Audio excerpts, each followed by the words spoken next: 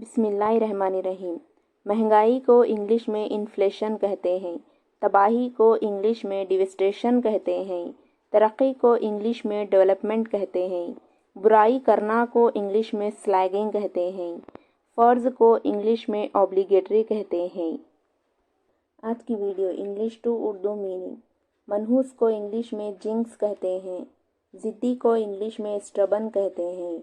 कामचोर को इंग्लिश में स्लैकर कहते हैं। लाड व प्यार करना को इंग्लिश में पैम्पर कहते हैं। बेशक को इंग्लिश में इंडीड कहते हैं। Dry fruits name. बादाम को इंग्लिश में आलमंड कहते हैं। काजू को इंग्लिश में कैशनट कहते हैं। मूंगफली को इंग्लिश में पीनट कहते हैं।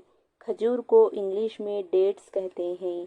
नारियल को इंग्लिश में कोकोनट कहते हैं। English daily use sentences. तुम ज़िद्दी हो, इसको इंग्लिश में यू आर स्टबन कहते हैं। तुम बहुत प्यारे हो, इसको इंग्लिश में यू आर अडोरेबल कहते हैं।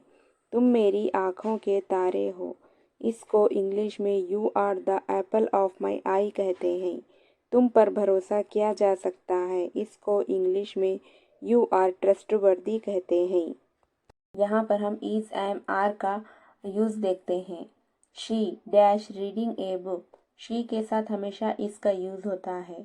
She is reading a book. I am. I के साथ हमेशा एम का यूज़ होता है। I am going to the store. They are. They के साथ हमेशा आर का यूज़ होता है। They are studying for the exam. It के साथ हमेशा इज का यूज़ होता है। It is a cold today. I के साथ अगेन एम का यूज़ होता है। I am happy to see you. You के साथ हमेशा आर का यूज़ होता है। You are doing a great job.